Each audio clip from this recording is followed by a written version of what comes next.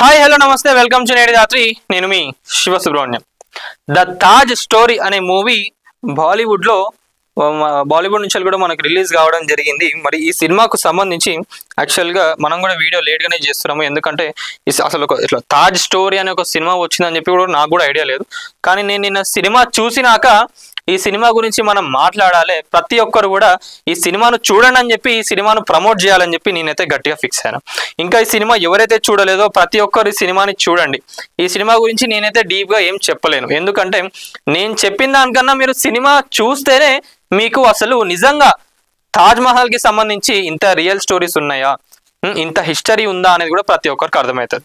మనకు చిన్నప్పటి నుంచి కూడా తాజ్మహల్ అనగానే అదొక ప్రేమకు సంబంధించింది, ప్లస్ ఇంకోటి తాజ్మహల్ అంటే షాజహాన్ కట్టించను అని చెప్పి కూడా ఏదైతే మనకు చెప్తున్నారో చిన్నప్పటి నుంచి హిస్టరీలో అదంతా కూడా నిజమా కాదా ఫేకా అనే డౌట్ ప్రతి ఒక్కరికి వస్తుంది.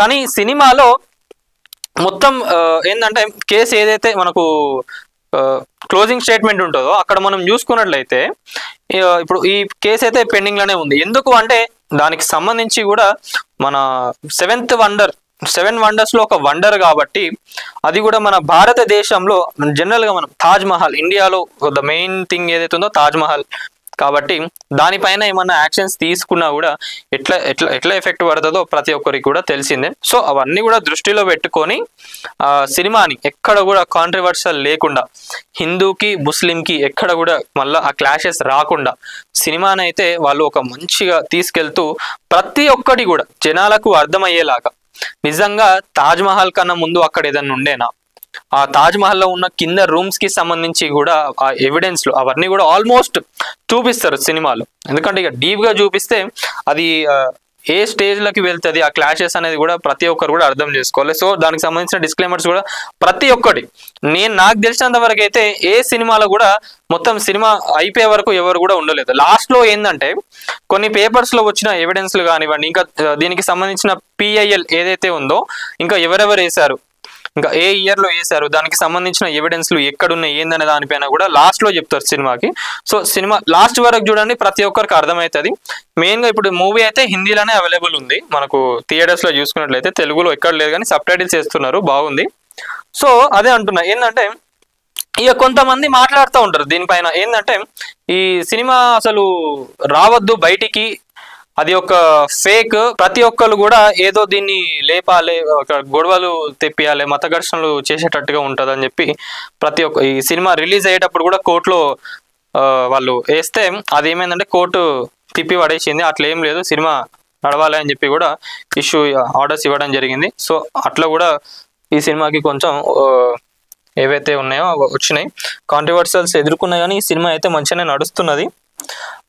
సినిమా చూసిన వాళ్ళందరూ కూడా ప్రతి ఒక్కరు కూడా ఈ సినిమాని చూడాలని చెప్తున్నారు, ఎందుకంటే అదే అంటున్నాం. సో ఈ సినిమాలో ఆల్మోస్ట్ చెప్పాలంటే కూడా చాలా పాయింట్స్ రీజనబుల్ అనిపిస్తుంది. వాళ్ళు చెప్తున్నది ఏదైతే ఉందో నిజంగా ఈ హిస్టరీ అనేది అది నిజమే అని కనుక ఒకసారి బయటికి వస్తే ఎట్లుంటుందో ఒకసారి ఆలోచించండి. సో దానికి సంబంధించి ఇద్దరి క్లోజింగ్ స్టేట్మెంట్స్ కూడా లాస్ట్ లో చెప్పినారు. అది కూడా అంటే ఒకరి పాయింట్ ఆఫ్ వ్యూలో ఏంటంటే బాగానే అనిపిస్తుంది, కానీ ఏదైతే మన హిస్టరీ ఉందో అది తెలుసుకోవాల్సిన హక్కు మనకుంది. ఇక్కడ ఏదో హిందూ దేవాలయమో లేదా ముస్లింకి సంబంధించి ఏదైనా ఉందా అనే దానిపైన అయితే ఎక్కడ కూడా సినిమాలో లేదు. హిస్టరీ ఏదైతే ఉందో అది తెలుసుకోవాల్సిన హక్కు. ఇంకా మూవీలో ఎట్లా అంటే మన ఎడ్యుకేషన్ సిస్టమ్ ఎట్లా ఉండాలి, అంటే కొన్ని పాయింట్స్ ఏంటంటే డీప్ గా చెప్పిండ్రు వాళ్ళు. ఇప్పుడు హిస్టరీ గురించి మన బుక్ లో ప్రింట్ అయ్యేటప్పుడు వీళ్ళు ఏం చేస్తారంటే ఆర్కియాలజీ డిపార్ట్మెంట్ కానివ్వండి, ఇంకా హిస్టరీకి సంబంధించిన ఏవైతే ఉంటాయో వాళ్ళందరినీ కూడా ఈ IERT ఏదైతే ఉందో వీళ్ళందరూ రిఫర్ అయ్యి వాళ్ళ దగ్గర నుంచి వచ్చిన ఫ్యాక్ట్స్ కానివ్వండి, ఎవిడెన్స్లు ఏవైతే ఉన్నాయో వాటి బేస్డ్గా కూడా వాళ్ళందరూ పెడతా ఉంటారు. సో దానికి సంబంధించి మరి the great Shah Jahan, the great Mughal empire అని చెప్పి మీరు బుక్లలో మనకి ప్రింటింగ్ చేసి మనకు సిలబస్ ఉంది, కానీ మరి వాళ్ళు చేసిన అరాచకాల గురించి అయితే ఎక్కడ మన బుక్స్లో లేదు. మరి వాళ్ళు ఎన్ని గుళ్ళు కూలగొట్టిండ్రు, ఎంతమందిని చంపేసిండ్రు ఏందనే దానిపైన ఎప్పుడు కూడా పిల్లలకు చెప్పింది లేదు. సో అట్లాంటి పాయింట్స్ కూడా చెప్తా ఉంటారు, బాగుంటుంది. ఇంకా అదే అంటున్నా, ఏంటంటే ఒక పాయింట్ ఉంటుంది, ఏంటంటే మరి మనకు సంబంధించిన మన రాజులు సంభాజీ మహారాజు కానివ్వండి, ఛత్రపతి శివాజీ గారు కానివ్వండి, ఇంకా చాలా మంది ఉన్నారు. వాస్తవంగా నాకు కూడా తెలియదు, సినిమాలలో చూస్తూ ఉంటే ఆ నాలెడ్జ్ అనేది వస్తుంది చాలా మందికి కూడా. సో మనం చూసినాం ఆల్రెడీ మొన్న కూడా సంభాజీ మహారాజ్ గారికి సంబంధించిన సినిమాలు అవన్నీ కూడా వస్తూ ఉన్నాయి. అట్లాంటి సినిమాలు రావాలి. ఇంకా మన హిస్టరీ, మన సనాతన ధర్మానికి సంబంధించి కూడా ఏవైతే ఉన్నాయో అవన్నీ కూడా రావాలి. ఇంకా వస్తే ఇంకా పిల్లలు కానివ్వండి, జనాలందరూ కూడా ఇంకా ఎడ్యుకేట్ అవుతాడు. ఎంతసేపు ఈ బుక్లలో దొరికింది ఏదైతే ఉందో అది మనకు అసలు వాస్తవమ్మా ఏందా అనేది కూడా ఇంకా తెలియదు.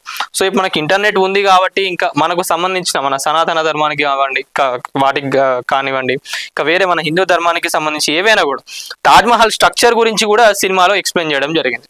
తాజ్మహల్ స్ట్రక్చర్ ఏదైతే ఉందో అది మన హిందూ దేవాలయాలు ఏవైతే ఉంటాయో వాటికి సంబంధించిన దాని విధంగానే ఉన్నది. కాకపోతే ఇంకా తాజ్మహల్ అనే కాదు, వేరే వేరే హిందూ టెంపుల్స్ కూడా డోమ్ స్ట్రక్చర్స్ ఏవైతే ఉన్నాయో వాటితో కట్టిండ్రు. ఆ టెంపుల్స్ ఎక్కడెక్కడ ఉన్నాయి ఏందనేది కూడా మూవీలో ఉంటది. సో ఈ పాయింట్ నాకు అసలు చాలా మంచిగా అనిపించింది. ఒక్కసారి వినండి ప్రతి ఒక్కరు. ఎవరు మన మొఘల్ ఎంపైర్స్ కి సంబంధించి వాళ్ళు కాకుండా అసలు ఇండియాలో ఇంకా ఎవరు లేరా రాజులు?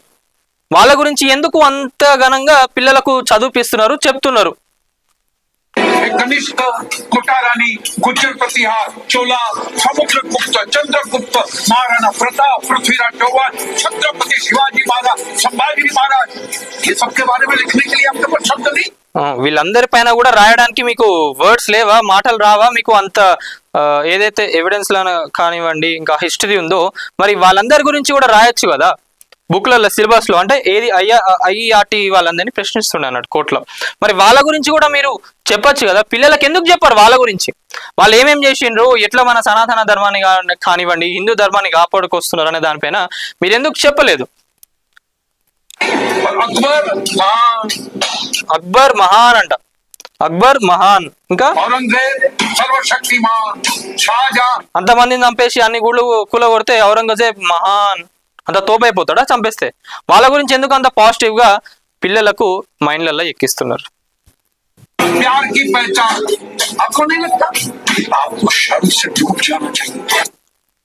సో ఇది ఇంకా ఇంకా చాలా ఉన్నాయి. అదే చెప్తున్నా ఏంటంటే ప్రతి ఒక్కరు కూడా సినిమాని చూస్తేనే తాజ్ మహల్ కి సంబంధించి నిజంగా ఇంత ఘనం ఉందా, ఇన్ని ఘనం ఎవిడెన్స్లు ఉన్నా కూడా ఎందుకు ఇన్ని అరాచకాలు చేస్తున్నారు, ఎందుకు ఇంత అబద్ధాన్ని దాచిపెడుతున్నారు అని చెప్పి కూడా ప్రతి ఒక్కరికి అనిపిస్తుంది. ఈయన ఒక గైడ్, సినిమాలో ఒక గైడ్.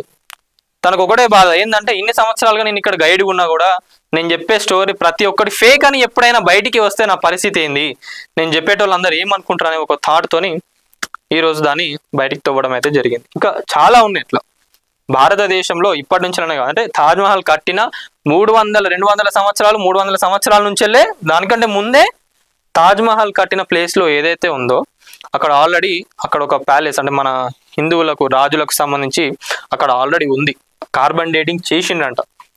అక్కడ ఒక డోర్ వుడ్ శాంపుల్ తీసుకుపోయి కూడా కార్బన్ డేటింగ్ చేసిండంట. అప్పుడు కూడా ఫైండ్ అవుట్ చేసిండ్రు. మరి అవన్నీ ఎందుకు దాచిపెడుతున్నారు?